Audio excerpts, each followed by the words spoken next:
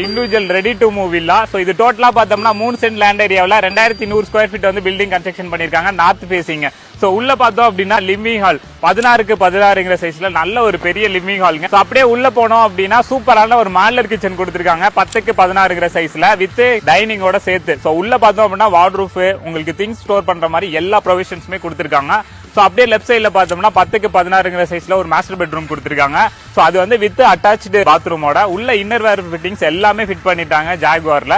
So அதே மாதிரி inner staircase வழியா மேல போனோம்னா 2 பெட்ரூம் பிளஸ் வந்து ஒரு ஹால் கொடுத்திருக்காங்க.